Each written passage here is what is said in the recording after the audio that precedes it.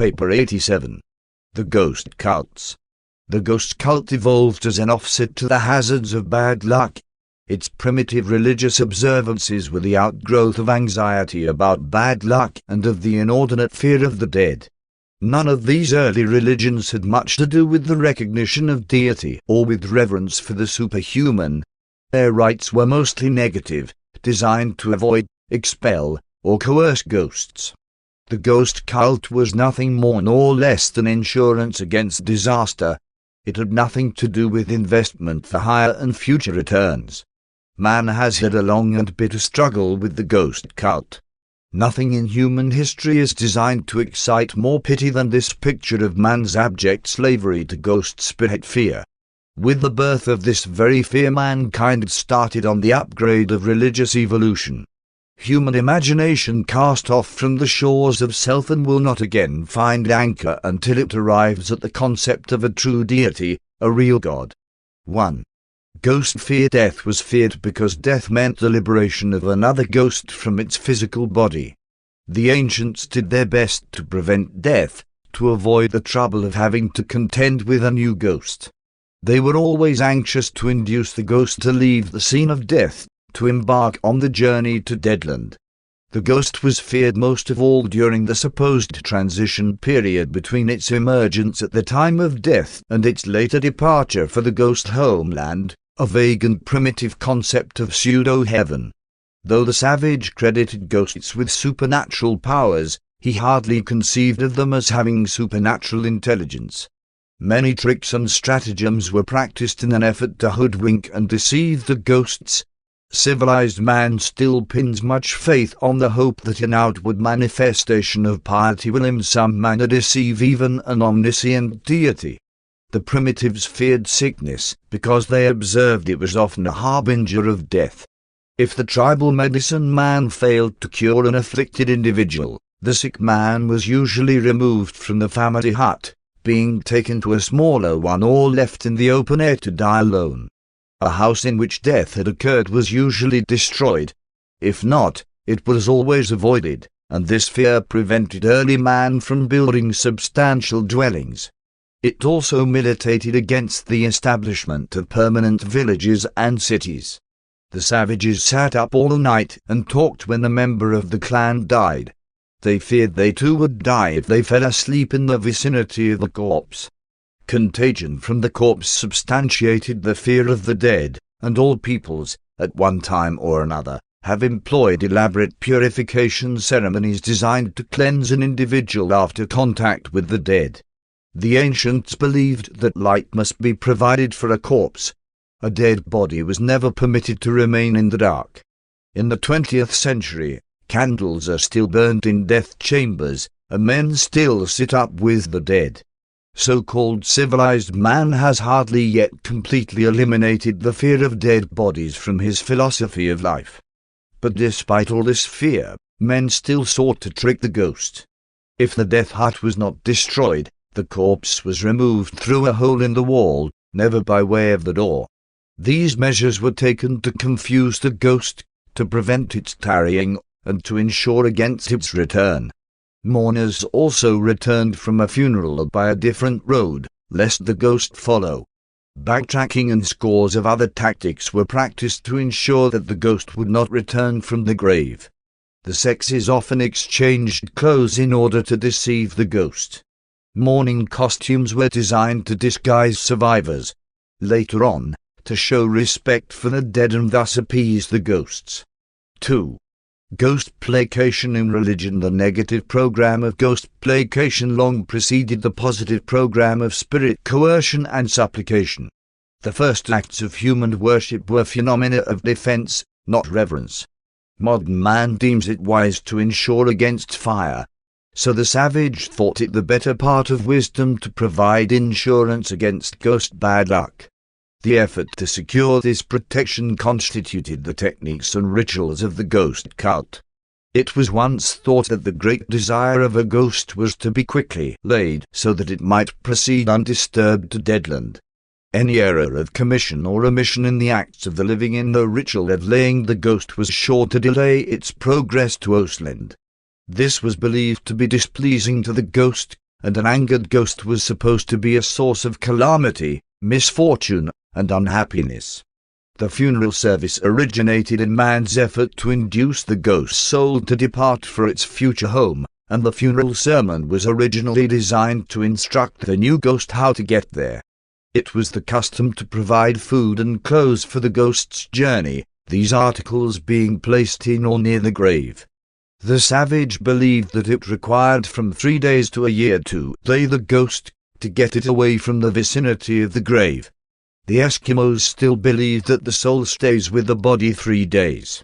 Silence or mourning was observed after a death so that the ghost would not be attracted back home. Self-torture, wounds, was a common form of mourning. Many advanced teachers tried to stop this, but they failed. Fasting and other forms of self-denial were thought to be pleasing to the ghosts, who took pleasure in the discomfort of the living during the transition period of lurking about before their actual departure for deadland. Long and frequent periods of mourning inactivity were one of the great obstacles to civilization's advancement.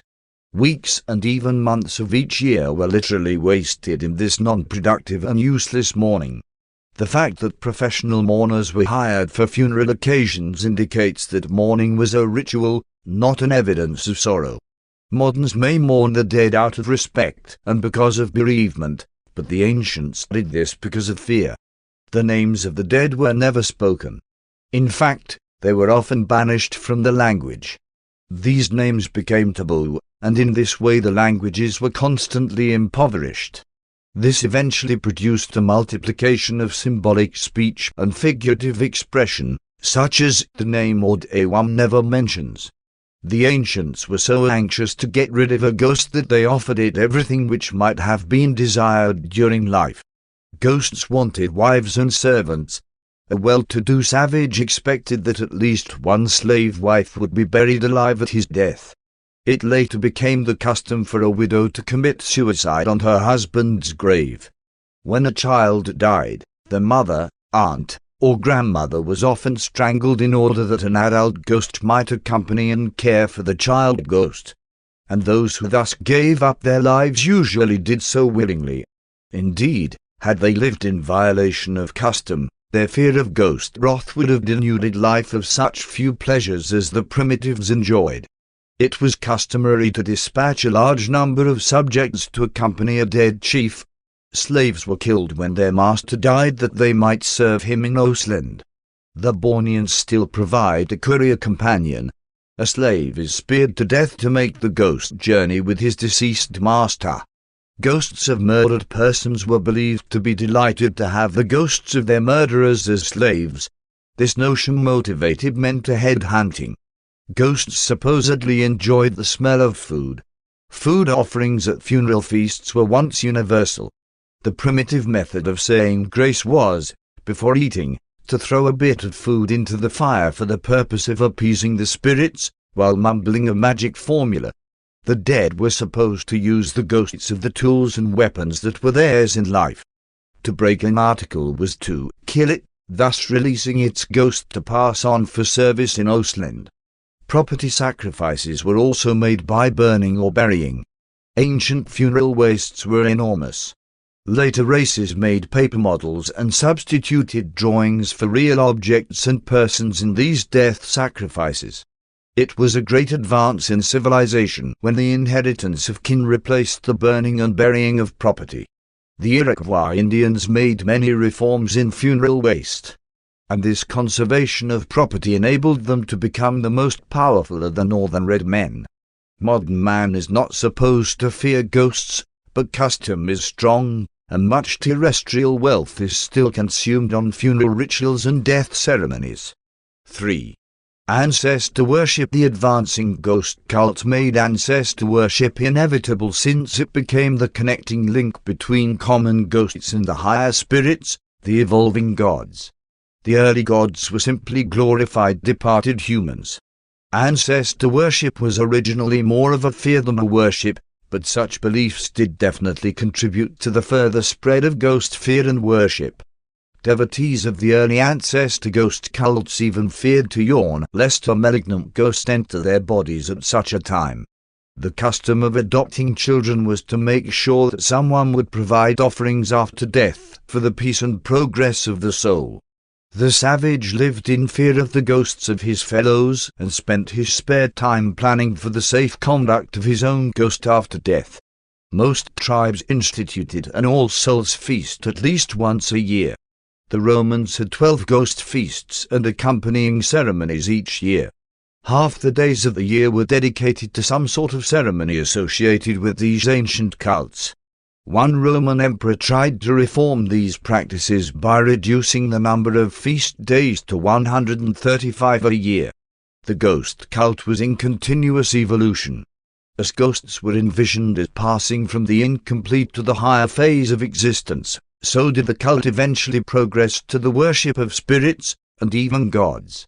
But regardless of varying beliefs in more advanced spirits, all tribes and races once believed in ghosts. 4. Good and bad spirit ghosts. Ghost fear was the fountainhead of all world religion, and for ages many tribes clung to the old belief in one class of ghosts. They taught that man had good luck when the ghost was pleased, bad luck when he was angered. As the cult of ghost fear expanded, there came about the recognition of higher types of spirits not definitely identifiable with any individual human. They were graduate or glorified ghosts who had progressed beyond the domain of Osland to the higher realms of Spiritland. The notion of two kinds of spirit ghosts made slow but sure progress throughout the world. This new dual spiritism did not have to spread from tribe to tribe. It sprang up independently all over the world. In influencing the expanding evolutionary mind, the power of an idea lies not in its reality or reasonableness, but rather in its vividness and the universality of its ready and simple application. Still later, the imagination of man envisioned the concept of both good and bad supernatural agencies. Some ghosts never evolved to the level of good spirits. The early monospiritism of ghost fear was gradually evolving into a dual spiritism, a new concept of the invisible control of earthly affairs. At last, good luck and bad luck were pictured as having their respective controllers. And of the two classes, the group that brought bad luck were believed to be the more active and numerous. When the doctrine of good and bad spirits finally matured, it became the most widespread and persistent of all religious beliefs. This dualism represented a great religio-philosophical advance because it enabled man to account for both good luck and bad luck, while at the same time believing in supermortal beings who were to some extent consistent in their behavior. The spirits could be counted on to be either good or bad. They were not thought of as being completely temperamental as the early ghosts of the monospiritism of most primitive religions had been conceived to be. Man was at last able to conceive of supermortal forces that were consistent in behavior, and this was one of the most momentous discoveries of truth in the entire history of the evolution of religion and in the expansion of human philosophy. Evolutionary religion has, however, paid a terrible price for the concept of dual spiritism. Man's early philosophy was able to reconcile spirit constancy with the vicissitudes of temporal fortune only by postulating two kinds of spirits, one good and the other bad. And while this belief did enable man to reconcile the variables of chance with a concept of unchanging supermortal forces, this doctrine has ever since made it difficult for religionists to conceive of cosmic unity. The gods of evolutionary religion have generally been opposed by the forces of darkness. The tragedy of all this lies in the fact that, when these ideas were taking root in the primitive mind of man, there really were no bad or disharmonious spirits in all the world. Such an unfortunate situation did not develop until after the Caligastic rebellion and only persisted until Pentecost. The concept of good and evil as cosmic coordinates is, even in the 20th century, very much alive in human philosophy. Most of the world's religions still carry this cultural birthmark of the long-gone days of the emerging ghost cults. 5. The advancing ghost cult. Primitive man viewed the spirits and ghosts as having almost unlimited rights but no duties. The spirits were thought to regard man as having manifold duties but no rights.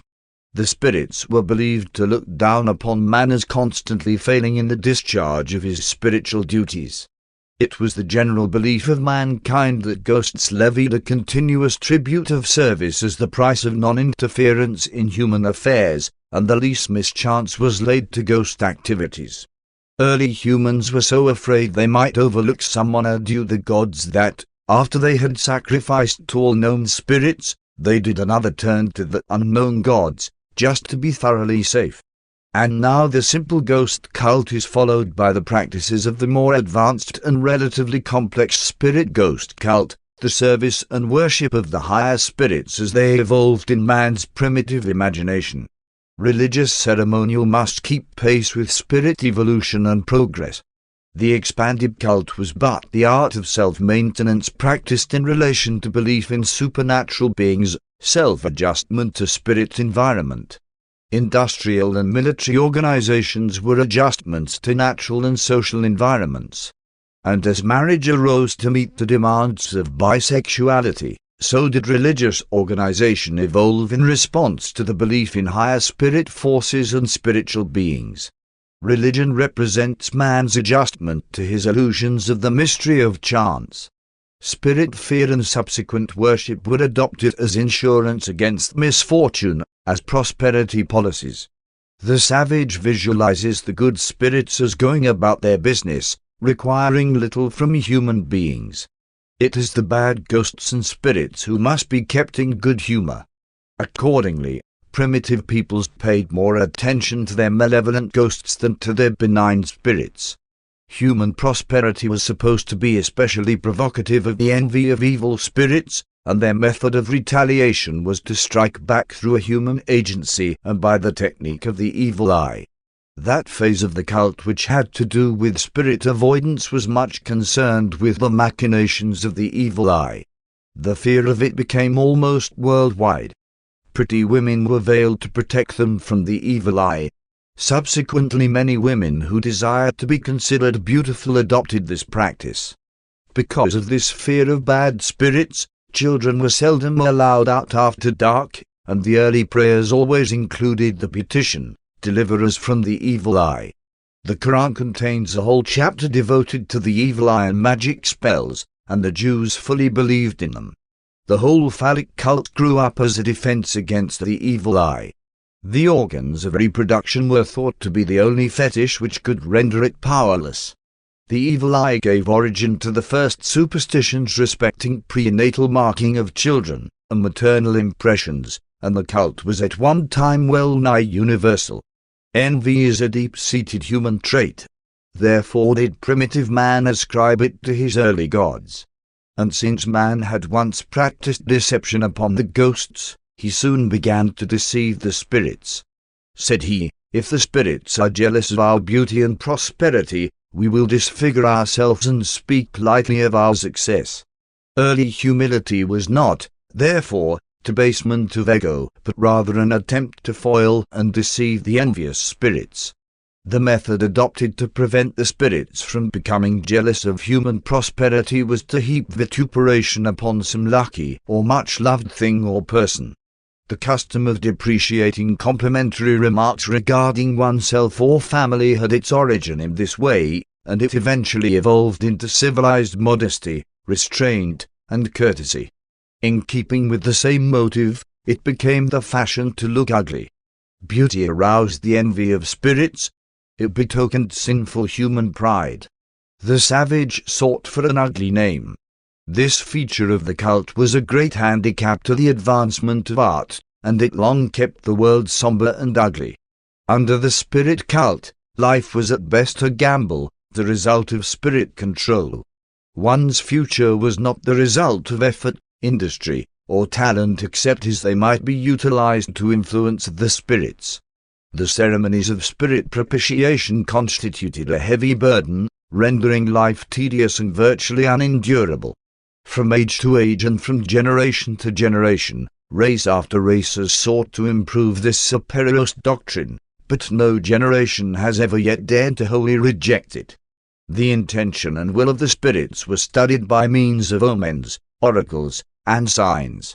And these spirit messages were interpreted by divination, soothsaying, magic, ordeals, and astrology. The whole cult was a scheme designed to placate, satisfy, and buy off the spirits through this disguised bribery. And thus there grew up a new and expanded world philosophy consisting in 1. Duty, those things which must be done to keep the spirits favorably disposed, at least neutral. 2. Right, the correct conduct and ceremonies designed to win the spirits actively to one's interests. 3. Truth, the correct understanding of, and attitude toward, spirits, and hence toward life and death. It was not merely out of curiosity that the ancients sought to know the future. They wanted to dodge ill luck. Divination was simply an attempt to avoid trouble. During these times, dreams were regarded as prophetic, while everything out of the ordinary was considered an omen. And even today the civilized races are cursed with the belief in signs, tokens, and other superstitious remnants of the advancing ghost cult of old.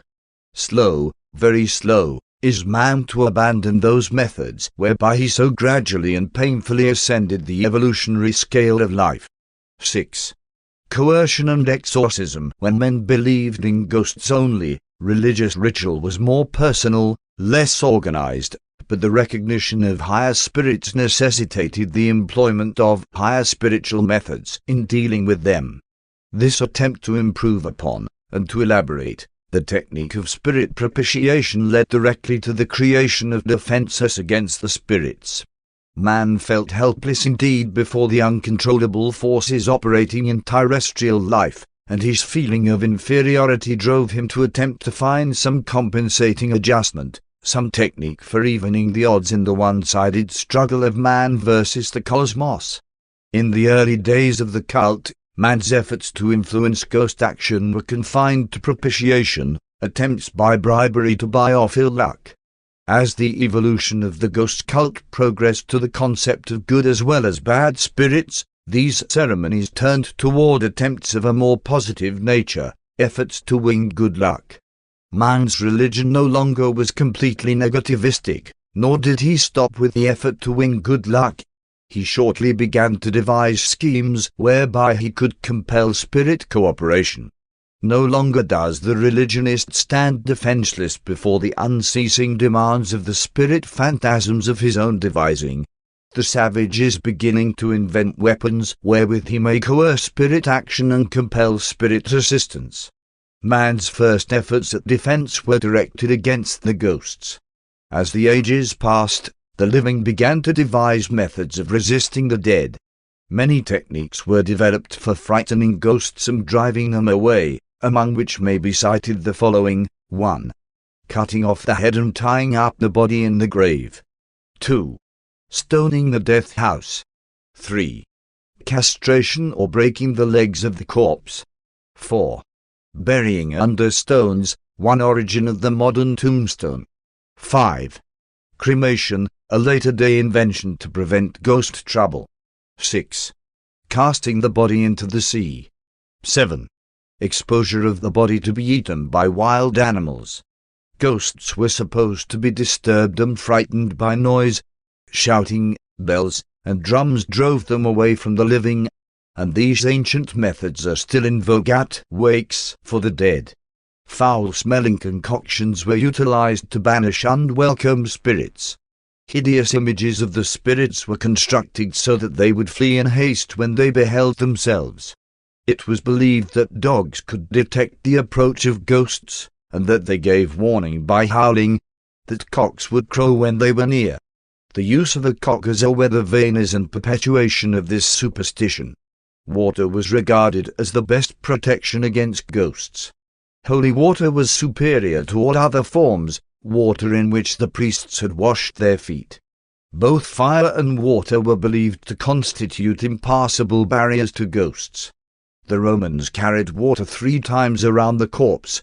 In the 20th century the body is sprinkled with holy water, and hand-washing at the cemetery is still a Jewish ritual. Baptism was a feature of the later water ritual. Primitive bathing was a religious ceremony. Only in recent times has bathing become a sanitary practice. But man did not stop with ghost coercion.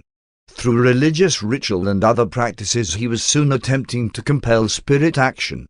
Exorcism was the employment of one spirit to control or banish another, and these tactics were also utilized for frightening ghosts and spirits. The dual spiritism concept of good and bad forces offered man ample opportunity to attempt to pit one agency against another, for, if a powerful man could vanquish a weaker one, then certainly a strong spirit could dominate an inferior ghost. Primitive cursing was a coercive practice designed to overawe minor spirits. Later this custom expanded into the pronouncing of curses upon enemies. It was long believed that by reverting to the usages of the more ancient mores the spirits and demigods could be forced into desirable action. Modern man is guilty of the same procedure. You address one another in common, everyday language, but when you engage in prayer, you resort to the older style of another generation, the so-called solemn style. This doctrine also explains many religious ritual reversions of a sex nature, such as temple prostitution. These reversions to primitive customs were considered sure guards against many calamities. And with these simple-minded peoples all such performances were entirely free from what modern man would term promiscuity. Next came the practice of ritual vows, soon to be followed by religious pledges and sacred oaths. Most of these oaths were accompanied by self-torture and self-mutilation. Later on, by fasting and prayer. Self-denial was subsequently looked upon as being a sure coercive. This was especially true in the matter of sex suppression. And so primitive man early developed a decided austerity in his religious practices, a belief in the efficacy of self-torture and self-denial as rituals capable of coercing the unwilling spirits to react favorably toward all such suffering and deprivation. Modern man no longer attempts openly to coerce the spirits, though he still evinces a disposition to bargain with deity. And he still swears, knocks on wood, crosses his fingers, and follows expectoration with some trite phrase. Once it was a magical formula. 7. Nature of cultism. The cult type of social organization persisted because it provided a symbolism for the preservation and stimulation of moral sentiments and religious loyalties. The cult grew out of the traditions of old families and was perpetuated as an established institution. All families have a cult of some sort. Every inspiring ideal grasps for some perpetuating symbolism, seeks some technique for cultural manifestation which will ensure survival and augment realization, and the cult achieves this end by fostering and gratifying emotion. From the dawn of civilization, every appealing movement in social culture or religious advancement has developed a ritual, a symbolic ceremonial. The more this ritual has been an unconscious growth, the stronger it has gripped its devotees. The cult preserved sentiment and satisfied emotion, but it has always been the greatest obstacle to social reconstruction and spiritual progress. Notwithstanding that the cult has always retarded social progress, it is regrettable that so many modern believers in moral standards and spiritual ideals have no adequate symbolism, no cult of mutual support, nothing to belong to. But a religious cult cannot be manufactured. It must grow. And those of no two groups will be identical unless their rituals are arbitrarily standardized by authority. The early Christian cult was the most effective, appealing, and enduring of any ritual ever conceived or devised, but much of its value has been destroyed in a scientific age by the destruction of so many of its original underlying tenets. The Christian cult has been devitalized by the loss of many fundamental ideas. In the past, truth has grown rapidly and expanded freely when the cult has been elastic, the symbolism expansile. Abundant truth and an adjustable cult have favored rapidity of social progression. A meaningless cult vitiates religion when it attempts to supplant philosophy and to enslave reason. A genuine cult grows. Regardless of the drawbacks and handicaps, every new revelation of truth has given rise to a new cult, and even the restatement of the religion of Jesus must develop a new and appropriate symbolism. Modern man must find some adequate symbolism for his new and expanding ideas, ideals, and loyalties. This enhanced symbol must arise out of religious living, spiritual experience. And this higher symbolism of a higher civilization must be predicated on the concept of the fatherhood of God and be pregnant with the mighty ideal of the brotherhood of man. The old cults were too egocentric. The new must be the outgrowth of applied love. The new cult must, like the old, foster sentiment, satisfy emotion, and promote loyalty. But it must do more. It must facilitate spiritual progress, enhance cosmic meanings, augment moral values, encourage social development, and stimulate a high type of personal religious living.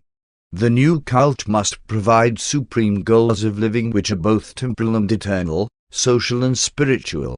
No cult can endure and contribute to the progress of social civilization and individual spiritual attainment unless it is based on the biologic, sociologic, and religious significance of the home. A surviving cult must symbolize that which is permanent in the presence of unceasing change. It must glorify that which unifies the stream of ever-changing social metamorphosis. It must recognize true meanings, exalt beautiful relations, and glorify the good values of real nobility. But the great difficulty of finding a new and satisfying symbolism is because modern men, as a group, adhere to the scientific attitude, eschew superstition, and abhor ignorance, while as individuals they all crave mystery and venerate the unknown. No cult can survive unless it embodies some masterful mystery and conceals some awful unattainable. Again, the new symbolism must not only be significant for the group but also meaningful to the individual. The forms of any serviceable symbolism must be those which the individual can carry out on his own initiative, and which he can also enjoy with his fellows. If the new cult could only be dynamic instead of static, it might really contribute something worthwhile to the progress of mankind, both temporal and spiritual. But a cult, a symbolism of rituals, slogans, or goals, will not function if it is too complex. And there must be the demand for devotion, the response of loyalty. Every effective religion unerringly develops a worthy symbolism, and its devotees would do well to prevent the crystallization of such a ritual into cramping, deforming, and stifling stereotyped ceremonials which can only handicap and retard all social, moral, and spiritual progress. No cult can survive if it retards moral growth and fails to foster spiritual progress. The cult is the skeletal structure around which grows the living and dynamic body of personal spiritual experience, true religion. Presented by a brilliant evening star of Nebadan.